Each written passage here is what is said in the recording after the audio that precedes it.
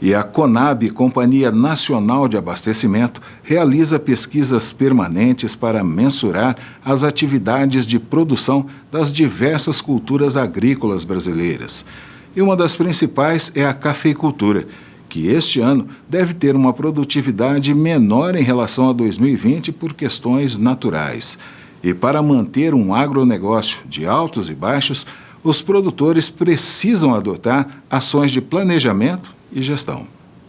Num ano já esperado de pouca produção na cafeicultura devido à bienalidade das lavouras, porque um ano é de produção alta e o outro baixa, a estimativa dos órgãos oficiais prevê quebra na safra de cafés, arábica e conilon em mais de 30% agora em 2021. Fato que preocupa Arnaldo Botrel, cafeicultor e representante dos produtores rurais do sul de Minas.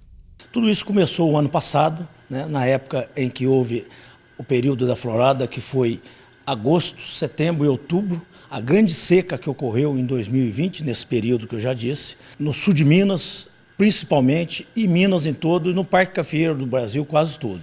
Nós tivemos várias ações em cima disso. A nossa Emater, a nossa importante Emater, empresa de extensão rural de Minas Gerais, foi muito e está sendo muito solidária com a questão, pois trabalhou tecnicamente no assunto. Tudo isso que ocorreu no ano passado, essa seca severa. O que aconteceu? Como a seca aconteceu na época da florada do café, não houve o pegamento devido da florada do café para essas safras que vamos começar a colher daqui a 2 ou 3 meses. Na tentativa de minimizar prejuízos aos cafeicultores, o setor se articula na busca de recursos financeiros do Funcafé, cooperativas e de apoio dos governos estadual e federal, destaca Botrel. Vou dar um exemplo. Digamos que um produtor fosse colher 100 sacas de café. Se ele colhe 60% a menos, ele colhe só 40%. Então, os custos dele têm que ser cumpridos, toda a folha de pagamento, todos os insumos, etc. Então, nós temos que recorrer, sim, claro, dentro dos nossos direitos e dentro das possibilidades, às nossas cooperativas, o nosso governo municipal, o nosso governo estadual e, principalmente, o nosso governo federal. Porque nós temos um fundo que chama-se Funcafé, que é uma reserva que tem lá, e esse fundo precisa e já está sendo usado, parte dele, para os produtores terem acesso e poderem se financiar em função dessa quebra. Mas nós nunca podemos perder de visão os nossos custos quando a gente for comercializar os nossos cafés. Então, se eu tenho um custo X e o café cobra aquele custo e ainda sobra um percentual relativamente bom, é bom que venda. Não estou aqui aconselhando todo mundo a vender seus cafés todos, mas é claro que temos que olhar isso também.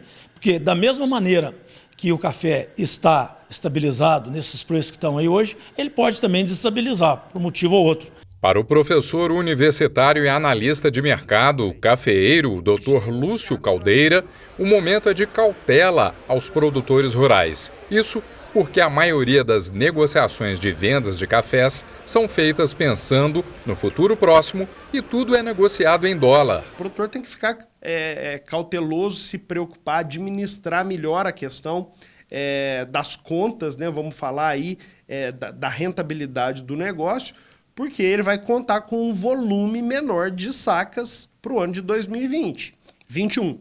Então, se os preços agora estão 600, o mercado de café funciona que a gente chama de cash and carry, que é o custo de carrego. Então, os meses futuros são sempre mais caros do que os meses presentes. Então, se nós estamos 600 agora, preço à vista, um café desse mesmo tipo para entrega lá em 2022 ou mesmo em 2021 vai estar 720 para 21, 750 para 2022, 790 para 2023.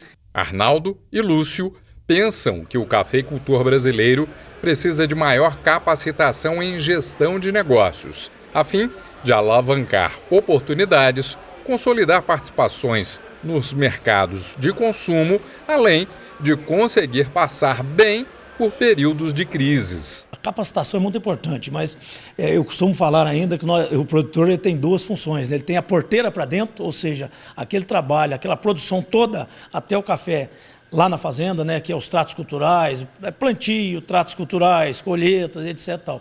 E depois da porteira para fora, que é a comercialização. Onde pôr seus cafés, com quem comercializar, como comercializar. A produtividade, a produção, o manejo, Isso é uma coisa amplamente dominada pelo produtor brasileiro.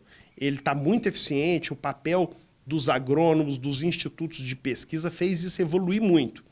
Mas em matéria de gestão, precisa melhorar muito. A gestão ainda não é tão profissionalizada.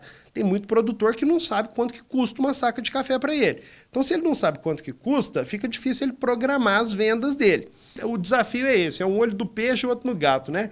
Eu tenho que olhar para dentro e tentar trabalhar melhor os meus custos e olhar para fora, ver as oportunidades do mercado e tentar vender melhor o meu café.